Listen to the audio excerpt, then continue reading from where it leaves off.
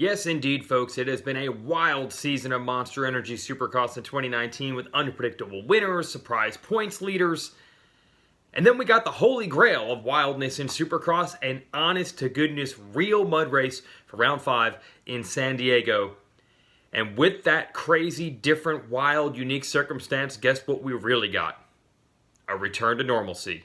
Because Eli Tomac won, Marvin Musquin and Ken Roczen finished second and third, and those three, who were probably the championship favorites outside of the injured Jason Anderson coming into the season, are now 1, 2, 3 in points. Welcome to your recap from Round 5. This is all brought to you by Racetech. See this?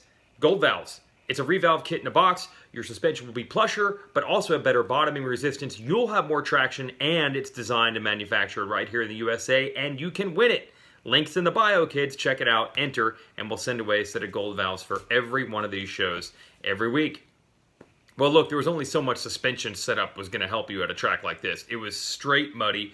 It was a torrential downpour practically as soon as the one practice session began, and then most riders will tell you they'd actually prefer to just keep raining at this point, but it didn't. It stopped raining before the night show, and the track dried out, and that just made the mud stickier and heavier. During the heat races, when it was pretty wet, they were actually able to jump some of the jumps, and it wasn't too bad. It got much worse as the track dried out. But Eli Tomac has rounded himself into quite a mud monster. We had similar track conditions in the first moto at Unadilla last summer, and he absolutely dominated. He didn't win the overall that day. Second moto went to Musquin, but he was the fastest qualifier in San Diego. He won his heat race, catching Aaron Plessinger, who we all know is a noted mud master. And then in the main, he and Ken Roczen battled for the start, and we were in for a potential classic Ken-Eli duel.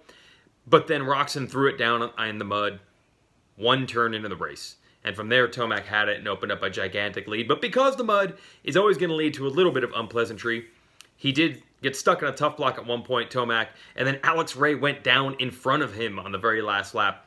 That just put a dent into his lead. But Tomac was pretty much dominant all the way through. He's now proven he's really one of the better mud racers on the tour.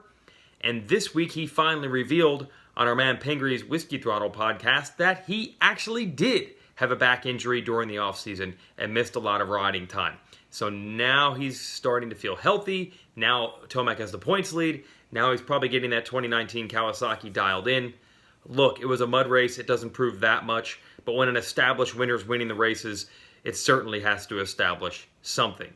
Now, Roczen picked himself up almost magically quick and was soon up to the number 2 position despite that early crash. But on the last lap, Marvin Musquin, who was charging, was able to get around him.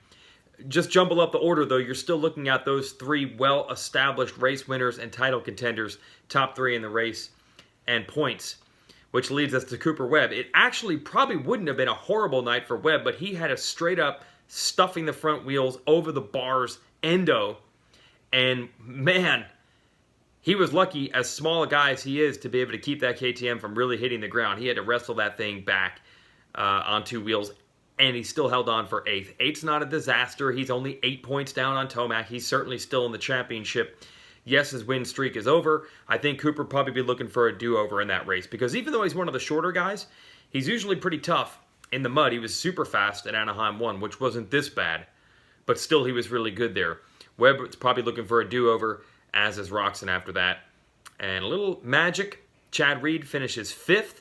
San Diego magic for him. He was happy with that. Justin Bogle, his starts are back. His riding is back. He was very strong and actually second for most of this race. Some late mistakes cost him. He ended up in 4th. He was still pumped on that. And heartbreak, absolute heartbreak for Justin Barcia, who you know always looks forward to the muddy races. He's trying to salvage championship points and stay in it despite the bruised tailbone that he suffered 2 weeks ago in Anaheim. And he had problems, I believe, with his clutch. It happens a lot in the mud, but it was very early in the main event when it happened. He ends up finishing outside of the top 20.